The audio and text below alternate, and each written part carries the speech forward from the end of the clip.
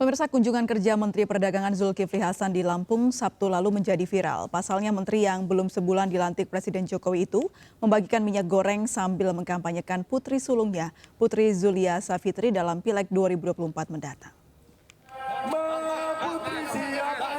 Kunjungan kerja Mendak Zulkifli Hasan didampingi anaknya, sulungnya, serta para kader Partai Amanat Nasional meninjau pasar murah minyak kita di Kelurahan Keteguhan Teluk Betung Timur, Bandar Lampung Sabtu lalu menjadi viral. Kegiatan pasar murah minyak goreng untuk masyarakat di tengah naiknya harga kebutuhan pokok itu ternyata juga menjadi ajang politik.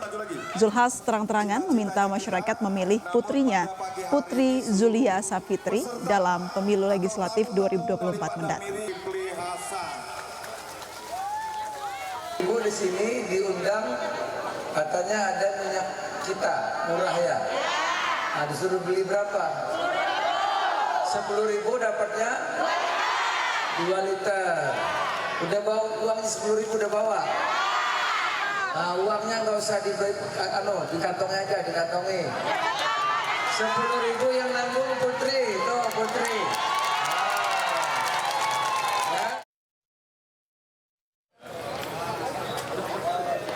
Pemirsa, menanggapi hal itu, Presiden Joko Widodo langsung memberikan teguran kepada Mendak Zulkifli Hasan. Jokowi meminta semua menteri fokus bekerja, khusus untuk Mendak Zulhas yang baru saja dilantik menggantikan M. Lutfi. Jokowi berpesan fokus pada minyak goreng curah agar harganya di angka Rp14.000 per liter.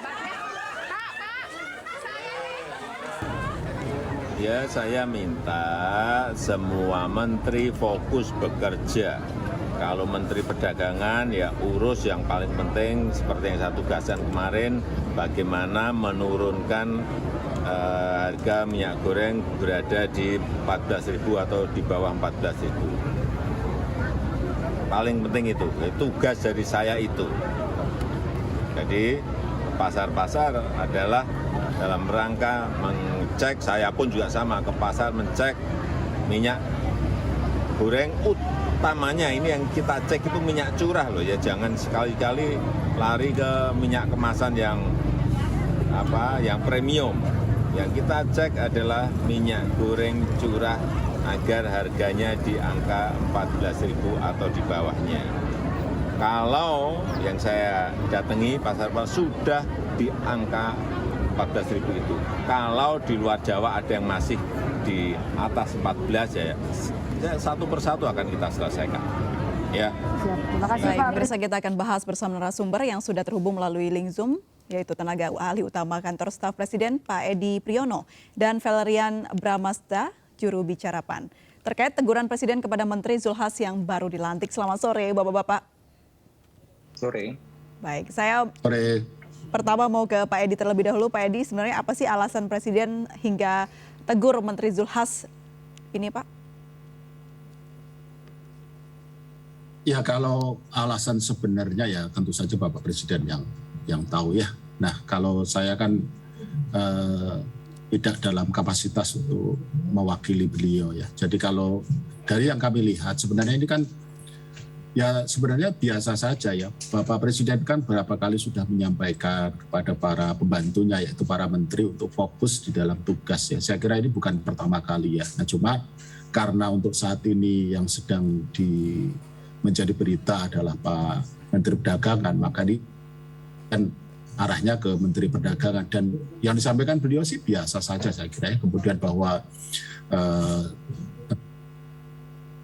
Presiden untuk fokus ke pekerjaan, dan dalam konteks Menteri Perdagangan memang tugas utama yang disampaikan dan yang pertama saya kira ya, dan menjadi fokus beliau saat ini adalah untuk mengendalikan harga minyak goreng, khususnya minyak curah ya. Jadi secara umum ini bukan pertama kali beliau menyampaikan hal ini kepada para pembantunya, tapi untuk kali ini mungkin ya karena sedang meninjau minyak goreng ya ke Menteri Perdagangan. Saya kira biasa saja.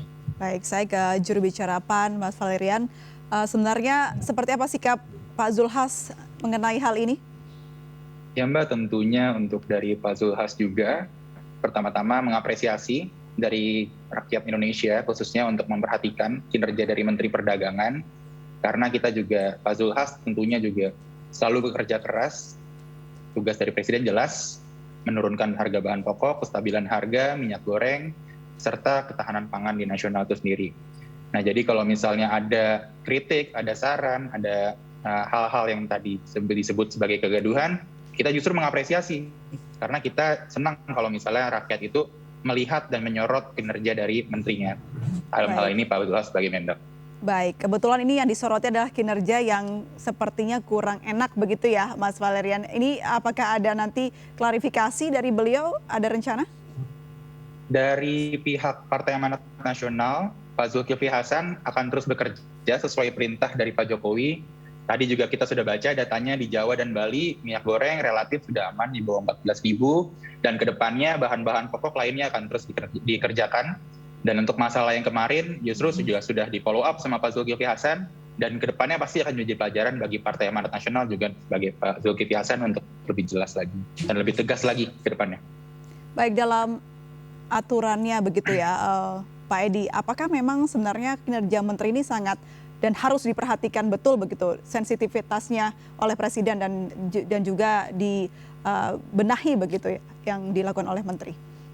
Ya, saya kira secara umum saja ya, bahwa Bapak Presiden kan selalu menyampaikan ya bahwa selain aspek substansi, aspek kebijakan, itu juga aspek komunikasi ya. Nah, kemudian ini yang kemudian perlu kita perhatikan. Saya tidak menyoroti khusus Pak Menteri Perdagangan, tapi secara umum saja ya. Jadi ini hal yang memang tidak bisa kita abaikan, hal-hal seperti itu ya. Tapi sekali lagi ini bukan khusus untuk Pak Menteri Perdagangan, semua saya kira. Kan kita sudah pernah juga kan mendengar atau melihat ya bahwa misalkan Presiden memberi teguran kepada waktu itu Menteri SDM ya, khususnya waktu itu terkait dengan kenaikan harga Pertamax, tapi tidak memberi penjelasan kepada publik. Kemudian Menteri Perdagangan saat itu masih Pak Lutfi itu juga terkena teguran karena tidak mengkomunikasikan dengan baik. Jadi poin kami adalah bahwa aspek komunikasi, aspek psikologi massa ya, psikologi sosial ini juga menjadi aspek penting selain aspek teknis atau aspek teknokratis yang menjadi tugas bersama pemerintah ya. Jadi saya kira tadi sudah disampaikan oleh juru bicara Partai Amanat Nasional ya kita mengharapkan bahwa hal seperti itu memang terus dilakukan dalam arti fokus pada pekerjaan, dan hal-hal yang sifatnya terkait dengan apa yang dilihat publik, apa yang dibaca oleh publik ini memang tidak bisa kita abaikan karena sekarang ini kan kemudian kita harus sensitif ya terhadap hal-hal seperti ini gitu. Tapi saya kira tadi yang disampaikan oleh juru bicara PAN saya kira sudah cukup memadai, dan kita punya satu pemahaman yang sama saya kira. Baik, Pak Edi, dalam aturannya selama ini apakah setiap presiden tegur menterinya itu diikuti dengan ada teguran administrasi yang dikeluarkan oleh KSP? Setahu saya enggak ya, kalau kemudian oleh KSP. Kita itu bukan seperti itu ya. Kalau di kantor staf presiden itu kan kita kan bermitra ya dengan kantor dan juga pemerintah daerah atau unsur pemerintah lain ya. Pada intinya sebenarnya kalau KSP itu tugas utamanya kan istilah kita itu the bottlenecking. Jadi kalau ada hambatan di mana gitu, hambatannya apa kita coba ikut selesaikan gitu, kita cari solusinya seperti itu ya. Jadi saya kira untuk hal seperti ini tidak masuk kategori bottlenecking. Ini saya pikir juga masalah yang tidak perlu dibesar-besarkan lah saya kira. Dan tadi kan disampaikan oleh juru bicara PAN Mas Bram bahwa ini menjadi saya kira masukan yang menjadi feedback ya. Saya kira selesai lah untuk kasus ini, dan menjadi pelajaran bukan buat hanya untuk Pak Mendak tapi untuk kita semua seluruh jajaran pemerintahan saya kira. Baik, Mas Valerian, saya menyampaikan pertanyaan yang muncul di publik begitu ya. Kenapa harus membawa nama anak dari Pak Zulhas dalam kunjungannya ke pasar kala itu? Oke, baik Mbak. Jadi untuk kunjungan hari itu memang bukan agenda dari Kementerian Perdagangan sebenarnya. Dan juga sebelumnya yang kita ketahui, Pak Zulkifli Hasan itu kan sebagai anggota legislatif yang berasal dari Lampung 1. Nah di situ sebenarnya ada giat di mana ya balik ke dapil itu ya balik hal yang normal menurut saya. Dan di situ memang sudah jelas itu agenda partai. Mungkin di situ ada persepsi publik yang berbeda, masih memandang bahwa Pak Zul dan Menteri ini masih diasosiasikan bersama. Nah ini sebenarnya yang kita akan make clear. Dan ini juga saya sangat amat mengapresiasi justru untuk pada masyarakat yang turut andil, turut memperhatikan dari gerik pemerintah, khususnya pada hari ini Mendak. Justru kita mengapresiasi masyarakat. Kalau bisa semua menteri dipelototinnya seperti ini juga gitu, biar kita juga bikin kerjanya secara jelas dan nyata. Karena kalau misalnya kita lihat lagi data dan fakta, Mendak selama 2 minggu pertama sudah bisa menurunkan harga minyak goreng Jawa dan Bali itu di bawah 14.000. Serta sekarang juga kita ada komitmen lebih ke depannya adalah distribusi, khususnya dengan minyak kita dengan inovasi-inovasi yang baru, dan ke depannya akan bahan pangan juga seperti itu, Mbak. Baik, saya kembali ke Pak Edi. Pak Edi, apakah KSP juga ikut membantu memantau kinerja menteri selama ini, Pak? Ya tentu saja ya. Jadi kalau KSP kan memantau yang menjadi prioritas Bapak Presiden ya. Dan untuk saat ini dua persoalan yang menjadi perhatian besar Bapak Presiden adalah harga pangan dan energi ya. Ini yang sebelumnya kita ada rapat kabinet itu mungkin mungkin sebulan atau 2 bulan sekali. Untuk saat ini pangan dan energi hampir dibahas setiap minggu ya. Dan ini menjadi perhatian pemerintah dan perhatian Bapak Presiden, di prioritas Bapak Presiden, dan KSP ikut mengawal. Kita ikut mengawal juga kok untuk minyak goreng ini. Kita bukan hanya di sini ya, kita juga turun lapang juga. Kita koordinasi dengan Kemendak juga. Meskipun saat itu menterinya belum Pak Zulhas ya. Jadi nanti kita akan terus komunikasi, berkoordinasi ya. Bukan hanya dengan Kemendak tapi juga dengan instansi terkait. Dalam rapat-rapat juga kita ikut serta dalam koordinasikan itu. Yang kita tahu ini kan waktu-waktu yang dekat dengan pemilu 2024 dan hal apapun bisa jadi bias begitu. Tadi katakan juri bicara PAN, kalau pada saat kunjungan Pak Zulhas menyebutkan nama anaknya itu bukan dari agenda Kementerian Perdagangan. Pak Edi, apakah boleh ini kalau menteri yang sedang menjabat begitu pakai nama partai dan melakukan hal seperti yang kemarin dilakukan Pak Zulhas? Ya pada prinsipnya kan asal dilakukan secara proporsional, saya kira tidak perlu menjadi masalah besar. Yang penting proporsional aja gitu ya, karena kita menyadari bahwa bukan hanya Pak Zulhas saja ya, pimpinan parpol kan di kabinet bukan hanya beliau saja ya. Yang penting itu tugas utamanya tidak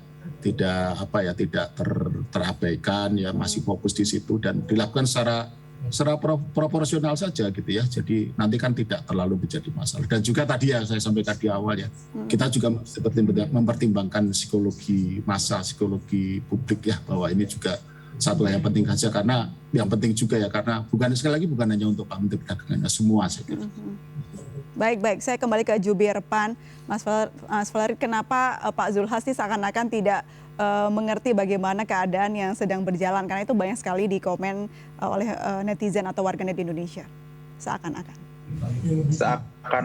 nggak mengerti. Justru malah kita seakan-akan mengerti, Mbak, karena kalau misalnya kita melihat kinerjanya di awal itu sudah jelas tugasnya. Dari awal kita ke pasar, kedua juga kita fokus untuk menyelesaikan masalah bahan pokok sesuai dengan arahan Pak Presiden, tentunya karena ingin mensejahterakan masyarakat, ingin menyenangkan masyarakat. Dan juga sebenarnya agenda Lampung itu kalau misalnya saya bisa bedah lebih detail lagi, tugasnya kan lebih untuk menjelaskan dan juga menyebarluaskan bahwa agenda di Lampung ini ada, bahan pokok itu ada, sudah jelas dan lain-lainnya. Jadi kalau menurut saya itu sudah di follow up juga kepada Pak Menteri untuk hal tersebut, serta ya akan terus menjaga amanah dari Pak Presiden ke depannya.